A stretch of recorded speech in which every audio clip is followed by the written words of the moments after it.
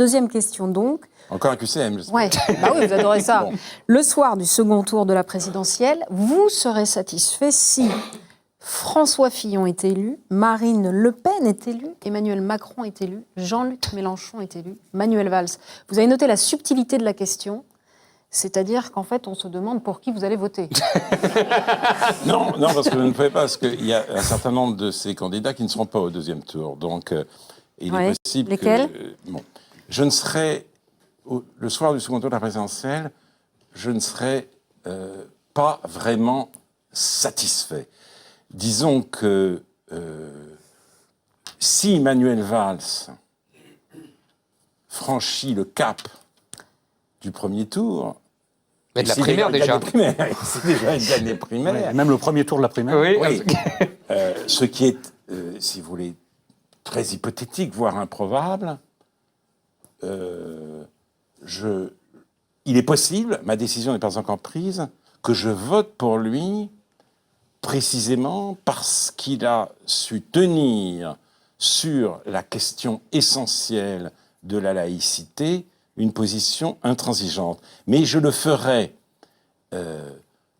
pas la joie au cœur, et j'espère que nous allons y revenir, parce que la réforme de l'école qui s'est faite sous son gouvernement a été, si vous voulez, le dernier clou dans le cercueil. Donc, je n'oublie pas cela. Je ne serai pas satisfait si Emmanuel Macron est élu. Bon, j'ai donné un exemple de mon insatisfaction. Marine Le Pen non plus.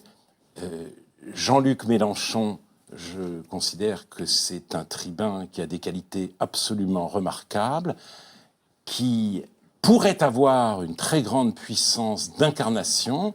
Malheureusement pour lui, la France commence avec la Révolution, je dirais même plus qu'elle commence avec Robespierre, pour lequel il témoigne une adoration sans nuance.